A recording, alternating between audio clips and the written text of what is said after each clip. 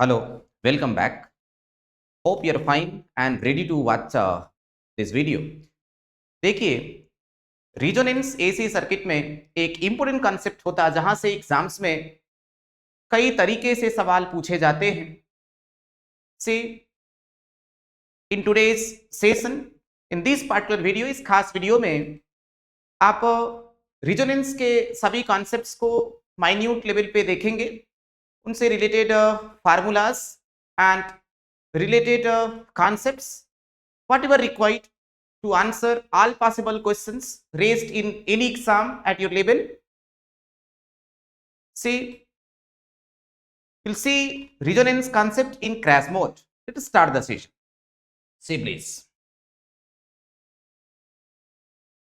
Resonance basically frequency response होता किसी भी AC सर्किट का जिसमें कि सर्किट को ऑपरेट किया जाता एट इट्स नेचुरल फ्रीक्वेंसी, और रिजोनेंस को आप कह सकते हैं सर्किट का वह कंडीशन जिसमें कि total energy stored in inductor and capacitor जो है वो कांस्टेंट होता, लेकिन एनर्जी का फॉर्म का ऑसिलेशन होते रहता बिटवीन इंडक्टर एंड कैपेसिटर और in two forms, mainly electromagnetic and capacitive forms. See,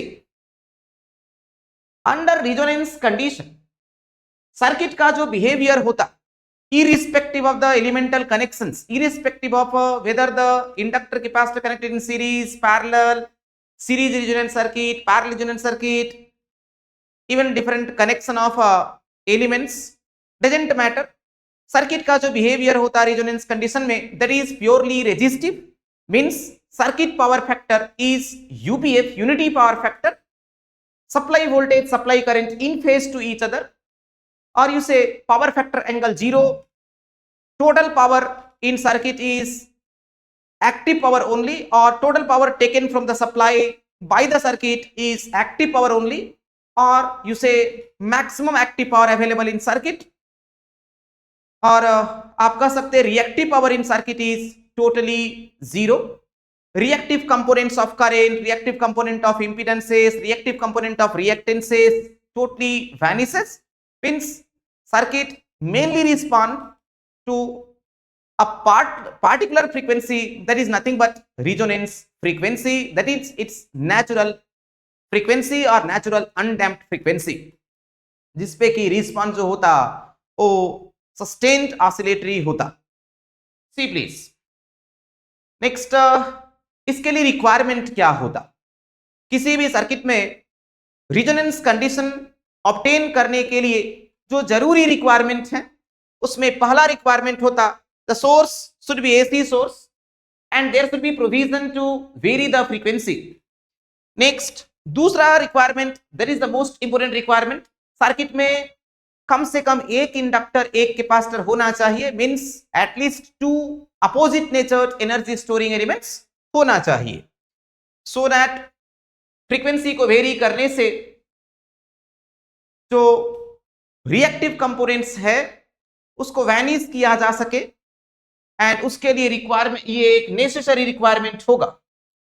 next, quality factor का कॉन्सेप्ट जरूरी होगा. See please.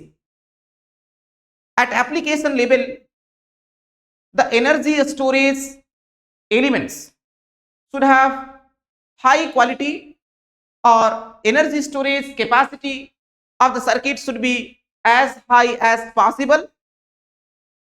और उसके लिए जो सर्किट का क्वालिटी को मेजर करने वाला जो पैरामीटर है, that is nothing but quality factor.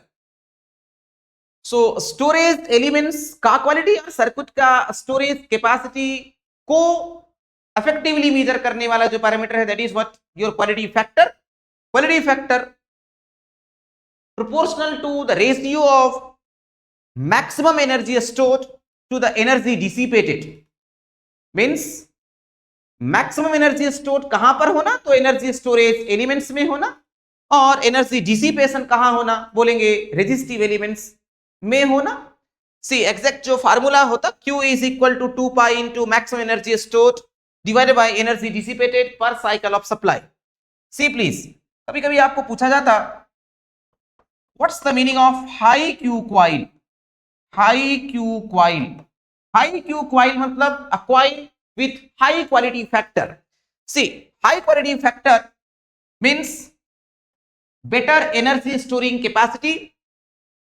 कहने का मतलब उसका जो रिएक्टिव कंपोनेंट होगा, like reactance, X value should be large and R value means energy dissipating जो बिहेवियर होता that is due to resistor only, R should be low, means should have high energy dissipating, should have a high energy storage capacity with less energy dissipation in the form of heat. Okay, so this is what the meaning of high Q coil. और किसी भी coil के लिए ये desirable होगा कि उसका quality factor जो है वो ज्यादा से ज्यादा हो, so that उसमें heating effect जो है वो कम से कम हो, and that effectively stores or majorly stores energy in the form of either magnetic energy or magnetic field, or you say in the form of electrostatic field. See please, कुछ elemental connections होंगे और elements होंगे जिनके quality factor जिनको जानना जरूरी है. Simply are के लिए quality factor, you see it's your, इसका जो रिएक्टेंस है, गौर करिए प्लीज, रिएक्टेंस और यू से इंडक्टिव इफेक्ट, कैपेसिटिव इफेक्ट, इसमें पूरी तरह से क्या है, जीरो. प्योर रेजिस्टर की बात करें देन इसका हो जाएगा zero quality factor. Zero quality factor indicates only dissipation of energy, no energy storage. Pure inductor infinite quality factor, pure capacitor infinite quality factor. RC series हो जाएगा आपका XC बाय आर, और XC बाय आर तो आप लिख सकेंगे 1 by omega RC. Next, इसी प्रकार से RL सीरीज के लिए भी आप ध्यान रखेंगे, यदि यहां होगा RL series means a coil, simply a coil. Coil is represented by RL series circuit. इसका factor XL by R ratio and that is equal to omega L by R. Next, later on RLC series circuit. C, इसके लिए एक खास frequency पर भी ही calculation करते, that is quality factor at resonance represented by Q naught is equal to omega naught L by R, and it is equal to, you will get the final answer formula 1 by R root under L by C. In results को आप directly याद रखेंगे. फिर RL parallel के लिए see R by omega L, RC parallel के लिए omega RC. You say generalised formula part series के लिए जो होता, सीरीज के लिए जनरलाइज्ड फार्मूला बोलेंगे X by R ratio. Parallel circuit के लिए जनरलाइज्ड फार्मूला बोलेंगे B by Z ratio. Next, practical parallel resonant circuit का एक कनेक्शन डायग्राम है जिसमें एक coil connected in parallel to capacitor. इसका क्वालिटी फैक्टर रेजोनेंस कंडीशन में कैलकुलेट करें, you will find omega not L by R. Next, LC parallel circuit के लिए quality factor see still R is 0. तो जो भी होना यहां पर एनर्जी का स्टोर ही होना है. सो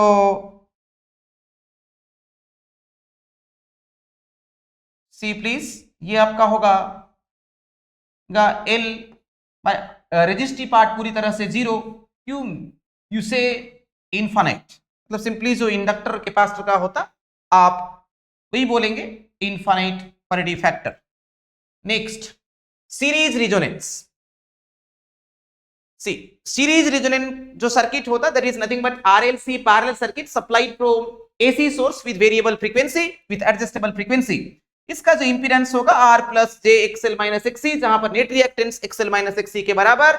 C at resonance imaginary part of impedance 0, that is XL is equal to XC, omega L is equal to 1 by omega C.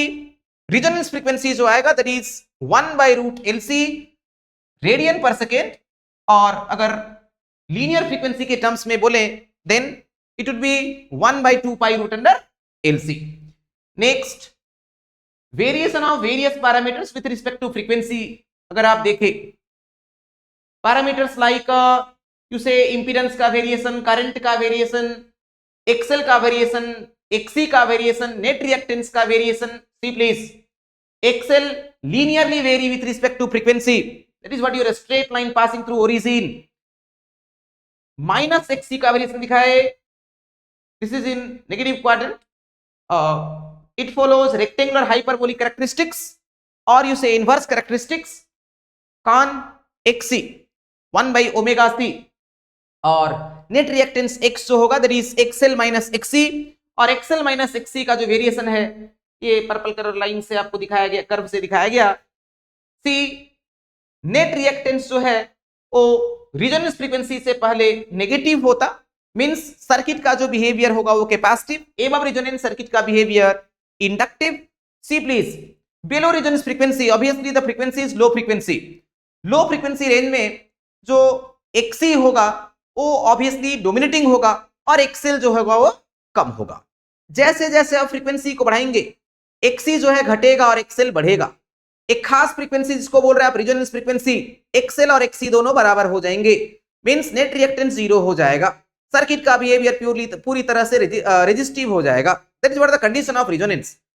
Means below resonance frequency जैसा कि एक्सी डोमिनेटिंग होगा एक्सेल से, means circuit का behaviour capacitive होगा.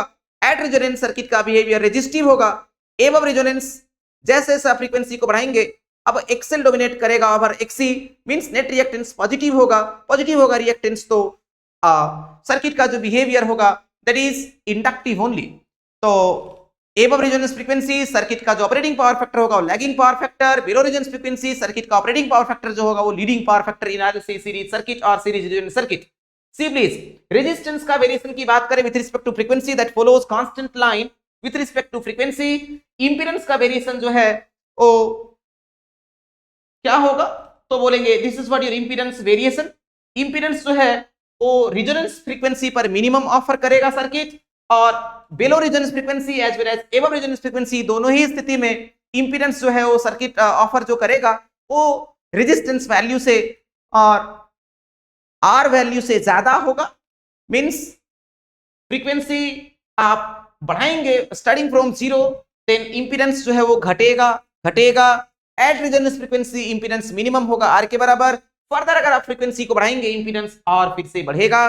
ठीक उसी प्रकार सी please आप करंट का वेरिएशन बता सकते हैं. यू नो करंट जो है वो इंपीडेंस का इनवर्सली प्रोपोर्शनल होगा फॉर गिवन वोल्टेज. तो करंट जो है वो करंट का जो वेरिएशन होगा exactly follows inverse variation with as compared to impedance variation with respect to frequency. So this is what your current variation with respect to frequency. When circuit offers maximum current or circuit allows maximum current at resonance condition, और यही कारण है circuit RLC series resonance circuit को आप acceptor circuit भी कहते हैं. इस सर्किट को और क्या बोलते हैं आप? एक्सेप्टर सर्किट भी कहते हैं. सी, और आप बोलेंगे ये जो रिजोनेंस कर्व है, करंट का वेरिएशन जो होता है ना फ्रीक्वेंसी के साथ इन सीरीज रिजोनेंस सर्किट, इसी को बोलते हैं रिजोनेंस कर्व और रिजोनेंस कर्व. रिजोनेंस कर्व जो है exactly gain versus frequency characteristics for band pass filter से मैच करता, और इसीलिए आप कहते इस आरएलसी रिजोनेंस सर्किट का जो डिजाइन है इस you may use this concept in design of band pass filter.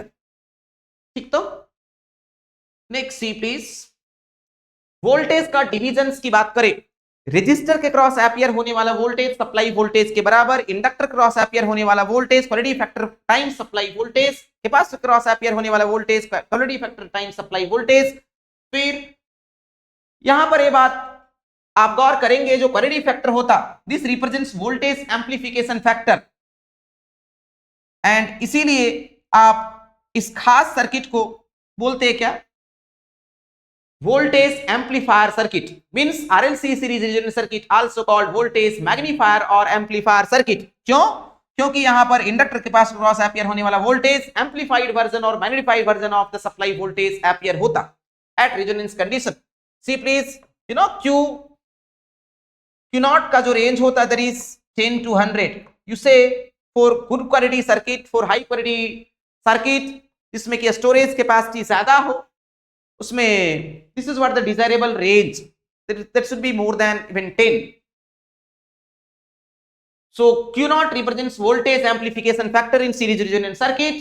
Q naught का जो वैल्यू हो सकता है that can be equal to voltage across capacitor by supply voltage, voltage across inductor by supply voltage, XC by R, XL by R, omega naught L by R, 1 by omega naught RC, and that would be equal to finally 1 by R root under L by C। That is what for quality factor formula for series resonance circuit। Next, zeta, damping ratio।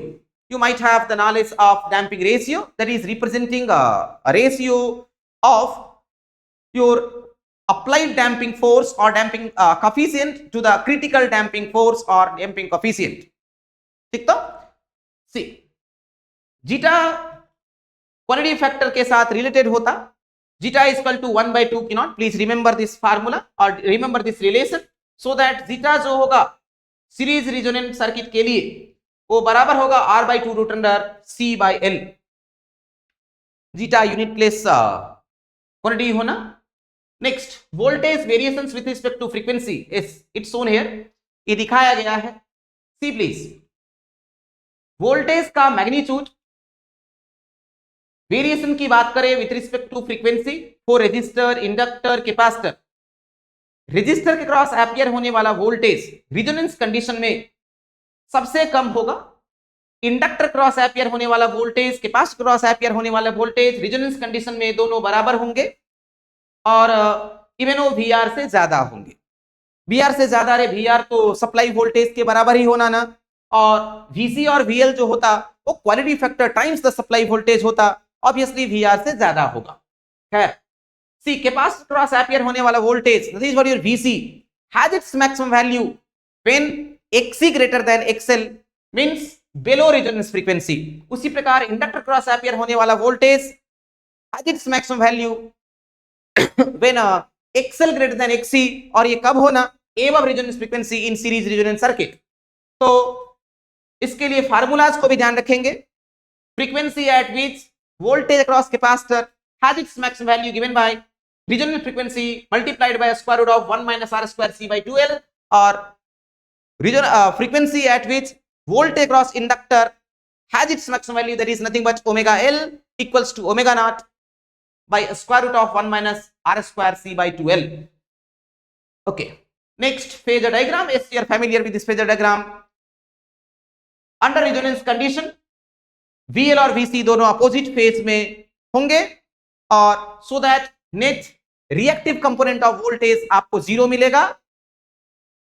whatever the voltage you are obtaining as a resultant voltage under resonance condition, that is VR only, voltage cross resistor only means जो भी supply voltage है वो पूरी तरह से कहां पर drop होना, तो बोलेंगे रेजिस्टर के क्रॉस ड्रॉप होना, so that power factor angle 0, circuit power factor UPF। Next, resonance curve, that is what variation of current with respect to frequency for series RLC circuit. See maximum current you will obtain at resonance condition, that is nothing but I naught supply voltage by resistance के बराबर, और सी the power circuit allows at resonance condition for RLC series circuit, that is maximum power P naught equals to supply voltage, or you say I naught square into R, P proportional to a square of current। तो at half power बात करें, at half of maximum power, or you say half power, current जो flow करेगा that is equal to I naught by root 2। power proportional to square of current, or you say current proportional to a square root of power। power आधा हुआ तो current 1 by root 2 times होगा। तो see at half power corresponding frequency is called half power frequencies। Half power frequencies. इन frequencies का और भी दूसरा नाम है cut off frequencies, -3 dB frequencies, yes you may say, means the frequencies at which circuit allows half of maximum power or half of power, that is what under the condition of resonance condition, those frequencies called half power frequencies, cut off frequencies or -3 dB frequencies. Now see the difference between these two cut off frequencies, that is omega 2 minus omega 1, इसी को आप बोलते हैं bandwidth, और बोल सकते हैं आप द रेंज ऑफ फ्रीक्वेंसीज जिसमें कि सर्किट में जो अवेलेबल पावर होगा that is more than half of the maximum power, और range of frequencies for which circuit allows at least half of maximum power, that is what your bandwidth. So bandwidth को आप लिख सकते BW is equal to omega 2 minus omega 1 in terms of linear frequency. If you write f2 minus f1, ये radian पर second में है, angular frequency के terms में लिखे हैं. सी इसमें आप फर्दर रिजल्ट पा सकते हैं. आप आगे कट ऑफ फ्रीक्वेंसीज का एनालिसिस करेंगे देना और भी आप रिजल्ट पाएंगे. सीरीज रीजन सर्किट के लिए बैंडविड्थ जो होगा R/L के बराबर होगा. सी प्लीज ओमेगा 1 को बैंडविड्थ के टर्म्स में यदि आप एक्सप्रेस करें, see this is what your bandwidth by 2 and this is also your bandwidth by 2. So omega 1 को आप बैंडविड्थ के टर्म में यदि एक्सप्रेस करें देन यू मे राइट, इसको लिख सकते हैं आप omega naught minus bandwidth by 2. उसी प्रकार omega 2 is equal to omega naught plus bandwidth by 2. See omega 1 और ओमेगा 2 जो है इनको कट ऑफ फ्रीक्वेंसीज आप बोले, cut off frequency which is less than resonance frequency called lower cut off frequency, और cut off frequency more than resonance frequency called upper और higher cut off frequency. Okay, next you see at cut off frequencies circuit में जो available power होगा that is half of the maximum power in circuit. Current जो flow करेगा 1/√2 times the region current. Reactance जो होता वो plus minus R के बराबर होता. Magnitude you say resistance R के बराबर होता. Minus R is at lower cut off frequency, plus R is at higher cut off frequency. Impedance का एक्सप्रेशन यदि आप रेक्टेंगुलर फॉर्म में एक्सप्रेस करेंगे then you will obtain Z is equal to R minus plus R. Obviously minus sign is for lower cut off frequency, plus sign is for higher cut off frequency. इसी को polar form में यदि express करेंगे then Z is equal to √2R angle minus plus 45 degree. So impedance angle minus 45 degree होना for lower cut off frequency and plus 45 degree होना for higher cut off frequency और upper cut off frequency. Current को यदि आप polar form में express करेंगे, magnitude angle के form में एक्सप्रेस करेंगे by considering supply voltage phase angle 0 degree reference phase angle, तो आप लिखेंगे I naught by √2 angle plus minus 45 degree, positive phase angle 45 degree for lower cut off frequency. मतलब lower cut off frequency पर circuit का जो behaviour होगा capacitive होना. Obviously there is the below resonance frequency, so capacitive behaviour होना है series resonant circuit में. और माइनस 45 डिग्री फेज एंगल और power factor angle for higher cut off frequency और is at higher cut off frequency. So power factor जो होना है वो cos 45 डिग्री ही होना है, या R/Z अगर करेंगे तो R/√2 R के बराबर ही होना, 1/√2 के बराबर होना, 70.7% ही होना, 1/√2 ही होना, 0.707 ही होना magnitude. But lower cut off frequency पर जो पावर फैक्टर होगा दैट इज 0.707 और 1/√2 लीडिंग, और हायर कट ऑफ फ्रीक्वेंसी पर जो पावर फैक्टर होगा वो 0.707 लैगिंग. ठीक, तो आप इसी से याद रखेंगे, रिजल्ट्स को याद रखेंगे. Important relations with respect to cut off frequencies. See product of cut off frequency जो है वो स्क्वायर ऑफ रिजोनेंस फ्रीक्वेंसी के बराबर होता, या यूं कहें रिजोनेंस फ्रीक्वेंसी जो है वो geometric mean of cut off frequencies के बराबर होता.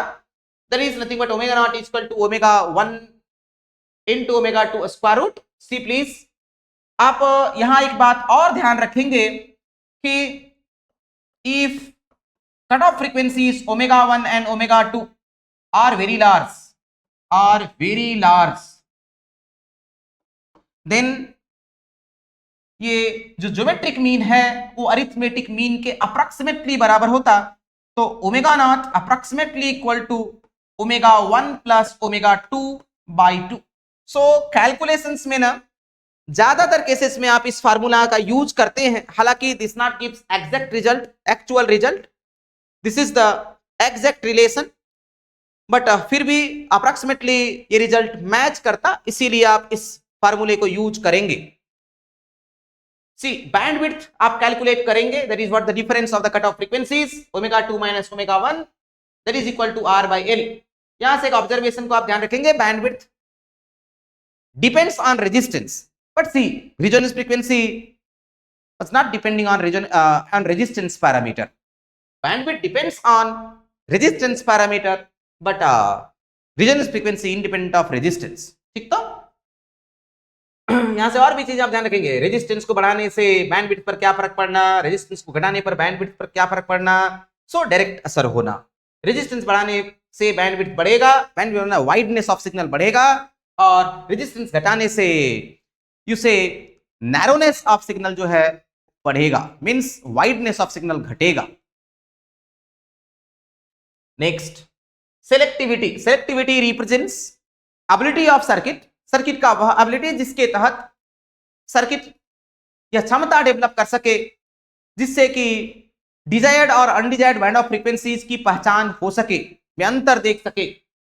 सो सेलेक्टिविटी का जो फार्मूला है that you have to remember, that is equal to resonance frequency by bandwidth, और वो रेजोनेंस कंडीशन में होने वाला क्वालिटी फैक्टर के बराबर होता है न्यूमेरिकली। और अगर बात करें सीरीज रेजोनेंस सर्किट के लिए तो ये 1 by R root under L by C के बराबर भी होगा। सी प्लीज, यदि रेजिस्टेंस पैरामीटर को इंक्रीज करते हैं, if R increase to R dash, then what will happen, resistance को यदि आप इंक्रीज करते देन वीकनेस ऑफ सिग्नल जो है वो घटेगा, मींस इसे क्वालिटी फैक्टर जो है वो घटेगा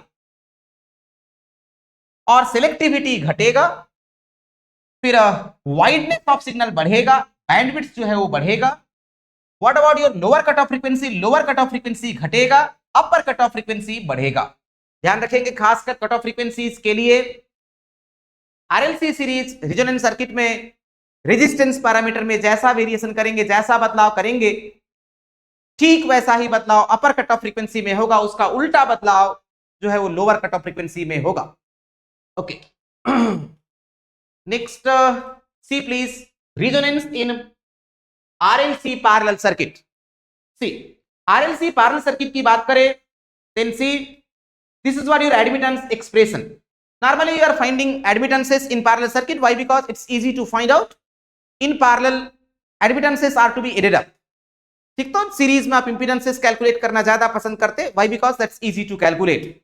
Why? Because बोलेंगे सीरीज में इंपीडेंसेस आर टू बी एडेड। ठीक तो खैर यहाँ पर आप एडमिटेंस कैलकुलेट किए हैं सुविधा के अनुसार, तो आप गौर करेंगे at resonance net susceptance, that is nothing but omega c minus 1 by omega l bl minus bc that equals to 0। Resonance में जब b को आप 0 किए, आप रेजोनेंस फ्रीक्वेंसी ऑब्टेन किए, उसका formula that is 1 by root lc radian पर second, और if not equal to 1 by 2 pi root under lc hertz। this formula is same as in case of series resonance frequency formula। ठीक तो remember the circuit is RLC parallel circuit, this is not a practical parallel resonance circuit, please remember. Next, अगर इसी circuit में various parameters के variations की बात करें with respect to frequency, parameters like BL variation, BC variation, B variation, Y variation, Z variation, I variation with respect to frequency. See BC जो है, BC means capacitive susceptance, varies linearly with respect to frequency, this is what your BC variation with respect to frequency. फिर BL varies non-linearly with respect to frequency that have inverse variation with respect to frequency। यहां पर minus BL को दिखाया गया है so that net BL BC minus BL को add up कर, मतलब बीसी और माइनस बीएल को एड अप करके नेट बी को ऑब्टेन किया जाए। See please, below resonance frequency net susceptance negative indicate कर रहा है सर्किट का बिहेवियर इंडक्टिव, और above resonance frequency net susceptance positive, mean circuit का बिहेवियर यहां पर कैसा, capacitive above resonance frequency, just उल्टा as in case of series resonance. सो सी और भी बात करें वेरिएशंस की, तो कंडक्टेंस जो है वो कांस्टेंट होता with respect to frequency, means no change with respect to frequency in conductance. Admittance की बात करें, देन एडमिटेंस जो है रेजोनेंस फ्रीक्वेंसी पर मिनिमम होता, और below resonance frequency as well as above resonance frequency or other than resonance frequency, admittance is always more than the conductance value। कहने का मतलब जब आप जीरो वैल्यू ऑफ फ्रीक्वेंसी से फ्रीक्वेंसी को और एक मिनिमम वैल्यू ऑफ फ्रीक्वेंसी से फ्रीक्वेंसी को आप इंक्रीज कर रहे हैं up to resonance frequency, admittance जो है वो डिक्रीज होगा, it will achieve its minimum value at resonance frequency. अगर रेजोनेंस फ्रीक्वेंसी के बियॉन्ड और भी फ्रीक्वेंसी को आप इंक्रीज करेंगे देन एडमिटेंस भी फर्दर इंक्रीज होता। एडमिटेंस का जैसा वेरिएशन होगा ऑब्वियसली करंट का भी वैसा ही वेरिएशन होगा। एडमिटेंस और करंट का जो वेरिएशन होगा वो कैसा होगा, सिमिलर होगा। Current simply proportional to admittance of the circuit. Next what about impedance, impedance admittance के का इनवर्स होता, तो एडमिटेंस का जैसा भी वेरिएशन इंपीडेंस जो है वो उसका जस्ट इनवर्सली वेरी करेगा, मींस एडमिटेंस जिस फ्रीक्वेंसी पर मैक्सिमम है उस फ्रीक्वेंसी पर इंपीडेंस मिनिमम होगा, जिस फ्रीक्वेंसी पर एडमिटेंस मिनिमम है उस फ्रीक्वेंसी पर एडमिटेंस इंपीडेंस मैक्सिमम होगा। तो circuit offers maximum impedance eight resonance frequency, means इस सर्किट को बोलेंगे आप ejector circuit. It rejects majority of current you से, means it allows minimum current to flow under the condition of resonance। See please next, यहीं पर current के divisions की बात करें, देन रजिस्टर के थ्रू फ्लो करने वाला करंट, रजिस्टर ब्रांच के थ्रू फ्लो करने वाला करंट सप्लाई करंट के बराबर होता। इंडक्टर ब्रांच के थ्रू फ्लो करने वाला current quality factor times supply current के बराबर होता। कैपेसिटर के थ्रू फ्लो कैपेसिटर ब्रांच के थ्रू फ्लो करने वाला करंट जिसे quality factor time supply current के बराबर होता। जिसे आईएल और आईसी दोनों बराबर होते मैग्नीट्यूड में, बस अपोजिट फेज में होते, दोनों रिएक्टिव कंपोनेंट्स ऑफ करंट है। Net reactive component of current resonance condition में पूरी तरह से क्या होता, एनिस हो जाता। Means whatever the supply current is there that is totally equal to what, current through resistor only. Means net current through inductor and capacitor branch is equal to 0। There is phasor sum of current through inductor and capacitor branch IL and IC equals to 0। individually IL exists, individually IC exists, and IC और IL दोनों supply current से भी अधिक होता। कितना अधिक होता, बोलेंगे quality factor times the supply current. इसीलिए यहां पर क्वालिटी फैक्टर जो है बोलते हैं that represents current amplification factor. So current amplification factor Q0 के लिए आप एक्सप्रेशन लिख सकते, Q0 is equal to IC by I, current through capacitor by supply current, current through inductor by supply current, BC by Z, BL by Z, R by XL, R by XC is equal to R by omega naught L is equal to omega naught RC, and that can be equal to R root under C by L। If you put the value of omega naught, that is 1 by root LC, then you will obtain this result। Please remember quality factor formula in terms of RLC for RLC parallel circuit, that is R into root under C by L। Next, this is what the phasor diagram is. Already you have idea of this particular phasor diagram। Means under resonance condition supply current exactly किसके बराबर, IR के बराबर। reactive components of currents that is IC and IL vanishes each other। net reactive current पूरी तरह से 0 होगा। See selectivity is equal to omega not by bandwidth, resonance frequency by bandwidth is equal to Q0, और यहां के लिए जो है Q0 R into root under C by L के बराबर है। यहां के लिए बैंडविड्थ का जो रिलेशन है R और मतलब रेजिस्टर इंडक्टर कैपेसिटर कंपोनेंट के साथ, that is bandwidth is equal to 1 by RC। See current का वेरिएशन फिर से दिखाया गया है फ्रीक्वेंसी के साथ। This is what your anti resonant curve. ठीक था, यहां अगर लिखा जाए ये फार्मूला ओमेगा 1 और omega 2 lower cut off frequency और अपर कट ऑफ फ्रीक्वेंसी के लिए, ओमेगा 1 इक्वल टू होता 1 - 1/2 RC plus square root of 1/2RC whole square plus 1/LC, और ओमेगा 2 जो होता है that is 1/2RC plus square root of 1/2RC whole square plus 1/LC. This is what the formula. Even not required to remember for your exams at diploma level. ठीक था? Okay. See please.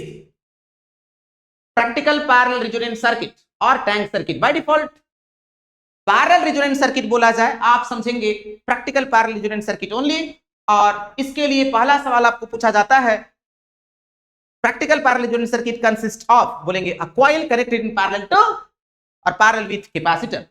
Next, इसमें जो ध्यान देना है, बोलेंगे eight resonance, resonance condition में जो आपको कंडीशन मिलता है, एक खास कंडीशन जिस पर कि रिजोनेंस अकर होता है, इस क्वाइल का जो इंपीडेंस है, total impedance Z of this coil equals to square root of L/C under the condition of resonance. Means frequency को ऐसा ट्यून करना, ऐसा एडजस्ट करना सो दैट इस क्वाइल का जो इंपीडेंस है वो exactly square root of L/C के बराबर हो जाए. If it is so then that is what means then only you can obtain the resonance condition, then only circuit can operate at its undamped natural frequency. Now see please, resonance frequency के लिए जो आप formula पाएंगे that is omega naught equals to square root of 1/LC minus R square by L square. या अगर F naught लिखेंगे then बोलेंगे 1/2 pi root under 1/LC minus R square by L square. Please remember this formula. Simply parallel resonant circuit बोला जाए, parallel resonance बोला जाए, always you do consider this circuit only and all the answers you please give for this circuit only. Means resonance frequency पूछा जाए simply parallel resonance circuit के लिए, आप इसी आंसर को करेंगे. ठीक तो नेक्स्ट, आपको यहां पर पूछा जाएगा dynamic impedance for parallel resonance circuit. See please, Y not और Z not, you say Z not is equal to Y not is equal to, sorry Z not equal to Y not नहीं, Z not equal to 1/y not is equal to R square plus XL square by R. See please, R square plus XL square कितना, already you have seen R square plus XL square is equal to L/C. तो ये हो जाएगा L/RC. So dynamic impedance at resonance called dynamic impedance or dynamic resistance or resistance offered by the circuit at resonance condition, that is equal to L/RC. Please remember this. See, already I have written it. See, dynamic impedance जो है वो coil का resistance से बहुत अधिक होता. ठीक, तो इस बात को आप ध्यान रखेंगे. In practical parallel resonance circuit, dynamic impedance is much greater than resistance of the coil. यहां पर आप इस बात को प्रूफ कर सकते हैं. See, dynamic impedance जो होता that is equal to L/RC and which is equal to R into 1 plus Q naught square. और Q naught का वैल्यू आप जानते एक से अधिक ही होता तो R से क्या होगा, Z naught का वैल्यू बहुत अधिक होगा. ठीक तो, और बोले ये भी सवाल होता कि Z नॉट का वैल्यू डायनेमिक इंपीडेंस R से बहुत अधिक होता. क्यों? क्योंकि R का भी वैल्यू बहुत अधिक होता. नहीं, आंसर इज L/C का जो रेशियो होता that is very large. Okay, so इस रिजल्ट को आप ध्यान रखेंगे कि डायनेमिक इंपीडेंस और resistance offered by the parallel resonance circuit at resonance condition is much greater than resistance R. हाँ, क्वालिटी फैक्टर का यहां पर जो फार्मूला हो ना, obviously IC by current amplification factor को ही रिप्रेजेंट करेगा. यहां भी पैरेलल रेजोनेंस सर्किट है, इसका जो फार्मूला होता वो एग्जैक्टली सीरीज रेजोनेंस सर्किट में जो फार्मूला आया था that is omega naught L/R, उसी के बराबर होता. ओमेगा नॉट L/R के ही बराबर होता और इसे क्वाइल का जो क्वालिटी फैक्टर होगा उसी के बराबर होता है. XL/R रेशियो के ही बराबर होता है क्वालिटी फैक्टर. इस बात में आप जरा भी कंफ्यूजन नहीं रखेंगे. RLC पैरेलल सर्किट में जो क्वालिटी फैक्टर आप देखे थे उसका formula that is 1/R root under C by L, sorry 1 by R root under L by C आप देखे थे RLC सीरीज सर्किट में। पैरेलल में आप देखे quadratic factor R root under C by L, लेकिन पैरेलल रेजोनेंस सर्किट में quadratic factor का जो फार्मूला आप ध्यान रखेंगे that is same as series resonance circuit, omega not L by R, that is nothing but XL by R at resonance। Ideal tank circuit पूछा जाएगा यहां पर। Ideal circuit, ideal tank circuit consist of, बोलेंगे pure inductor, pure capacitor parallelly connected to each other constitute ideal tank circuit। See, when this parallel combination of L and C supplied from AC source with variable frequency, then see analysis के बाद आप result पाते हैं admittance at resonance is zero. Admittance resonance के condition में zero मतलब dynamic admittance zero means it allows no current at resonance condition, supply से कोई करंट नहीं लेगा। जो भी एनर्जी होगा इस इंडक्टर कैपेसिटर में वो एक दूसरे में क्या होना, एक दूसरे के बीच में ऑसिलेट होते रहना, एनर्जी का ऑसिलेशन होता रहना, एनर्जी के फॉर्म का ऑसिलेशन होते रहेगा, electrostatic to electromagnetic form. See please, under resonance condition what about your impedance और डायनेमिक इंपीडेंस, डायनेमिक रेजिस्टेंस, बोलेंगे infinite ohm means it offers no current at resonance to flow. Okay, so इसमें क्या क्या ध्यान रखेंगे, circuit connection ध्यान रखेंगे, connection diagram ध्यान रखेंगे, देन रेजोनेंस फ्रीक्वेंसी का formula same as series resonance formula, फिर dynamic impedance, dynamic resistance, dynamic admittance, dynamic conductance formulas you please remember. At resonance net admittance is equal to 0 or you say dynamic admittance equal to 0, dynamic impedance equals to infinite ohm। Next कुछ special circuits को आप ध्यान रखेंगे जिसमें कि दो branches consider किए हैं, पैरेलल में कनेक्टेड हैं, RL series combination connected in parallel with RC series combination. See, इस सर्किट में सामान्यतः आपको रेजोनेंस फ्रीक्वेंसी पूछा जाता। Analysis is too much complex here, not required to do, please remember this formula, omega is equal to 1 by root LC square root of R1 square minus L by C divided by R2 square minus L by C। R1 क्या है, inductor branch का resistance, और R2 जो है capacitor branch का resistance है। See please, यहां पर एक सवाल होगा, रेजोनेंस कंडीशन में, इस खास सर्किट में रेजोनेंस कंडीशन अचीव किया जा सकता कब, जब R1 और R2 दोनों का वैल्यू बराबर होगा, R1 बराबर R2 is equal to square root of L by C के बराबर होगा, तभी रेजोनेंस कंडीशन ऑब्टेन होगा, या at resonance this condition must be satisfied. Next, यहां सामान्यतः जो सवाल पूछा जाता है वो करंट के रेशियो से पूछा जाएगा at what condition current through these two branches, ratio of current through these two branches become independent of supply frequency। तो I1 by I2 और I2 by I1 ratio independent of supply frequency तब होता जब parallelly connected branches का time constant जो है वो बराबर होता। सी, दिस इज व्हाट द फंडा, जस्ट टू रिमेंबर। ठीक, आपको ये बात बता रहे हैं, आपको ध्यान रखना है। तो इसका time constant L1 by R1 और इस ब्रांच का time constant C into R2। देखिए इसमें सामान्यतः जो सवाल होता है वो कुछ ऐसा होता, 4 में से 3 पैरामीटर्स के वैल्यूज आपको दिए जाएंगे, एक पैरामीटर अननोन होगा, बोला जाएगा अननोन का क्या वैल्यू होगा, so that I1 by I2 ratio जो है वो इंडिपेंडेंट ऑफ सप्लाई फ्रीक्वेंसी हो जाए। तो yes, you follow this relation. Next, उसी प्रकार अगर सिंपली इंडक्टर और रेजिस्टर का सीरीज कॉम्बिनेशन जो है दूसरे values of inductor and resistor के सीरीज कॉम्बिनेशन के साथ पैरेलल में कनेक्टेड हो, then also the same situation you please follow. I1 by I2 ratio independent of supply frequency तब होता जब पैरेलली कनेक्टेड ब्रांचेस का टाइम कांस्टेंट बराबर होता। उसी प्रकार और भी दूसरे केसेस में same story would be there. Next, see, कभी कभार आपको कैरेक्टरिस्टिक इक्वेशन पूछा जाता RLC सीरीज सर्किट के लिए। Please remember the characteristic equation for RLC series circuit और it's very easy to calculate.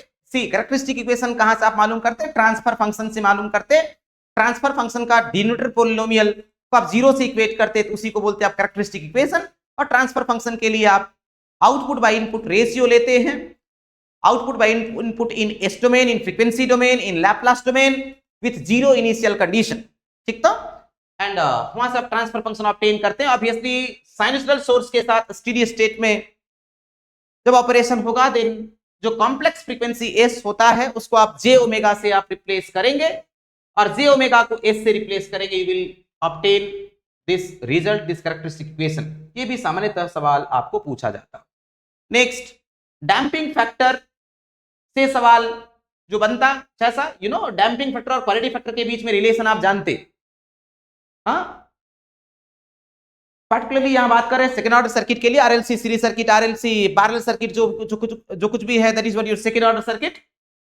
तो जीटा बराबर 0 is undamped system. Undamped system में क्या होता है, सस्टेन्ड ऑसिलेशन होता है with constant amplitude and zeta less than 1 system को बोलते हैं अंडरडैम्प्ड सिस्टम। अंडरडैम्प्ड सिस्टम में ऑसिलेशंस होता रिस्पांस का और ऑसिलेशंस का एम्पलीट्यूड समय के साथ घटते जाता, इस with time response will settle down to its stable value.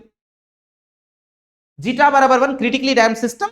Critically damped system में जो अप्लाइड डैम्पिंग फोर्स होता है that is equal to the critical damping force और क्रिटिकल डैम्पिंग कोएफिशिएंट।